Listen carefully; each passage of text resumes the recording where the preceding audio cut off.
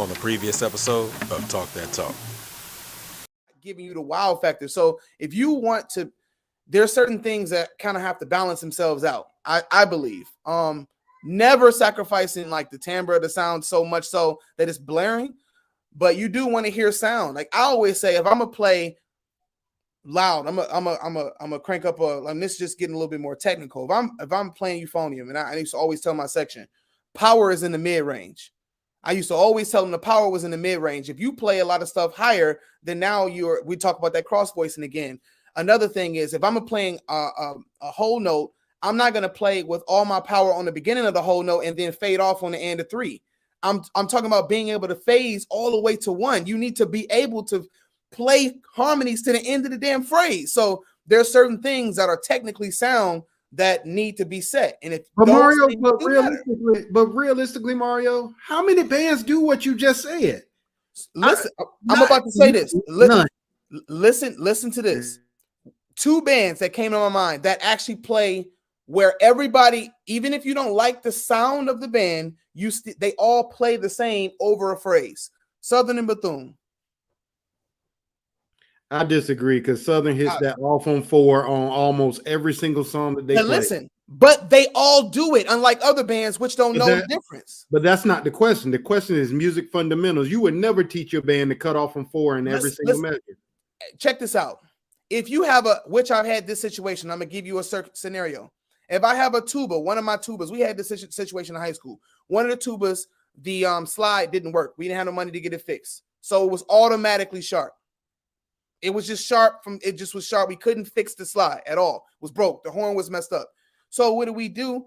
They started tuning to the tuba. Why do that? That's not fundamentally correct.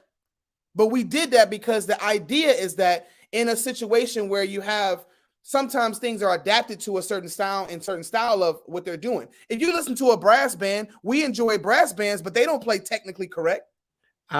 Me personally, I don't enjoy brass band. I do. Technically, the tuning to the that's actually absolutely musically correct. In box time, they tune to 414. So that's all. I'm going to tell you, right. When you listen to the band, you're going to hear a group of people playing in a space that sounds closer than saying, I'm going to be correct. That's, to me, I don't agree with that. When you say, I'm going to be in tune, y'all can be you out of tune and they out of tune. I'm going to be right. Like, that's not being a band to me. I mean, so we may differ on that one.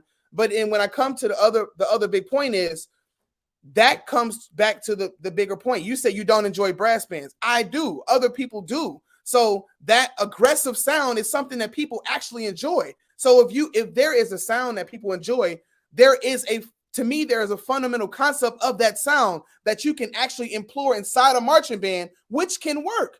Instead of saying every band needs to now have this traditional type of concert band sound on the field, there's other sounds that work. Because if that's the case, jazz band would have never worked back in the 50s and 60s. It would have never worked. Thad Jones in the 70s would have never worked because it didn't sound technically correct. If you listen to Mingus's band, tell me that shit sounded good.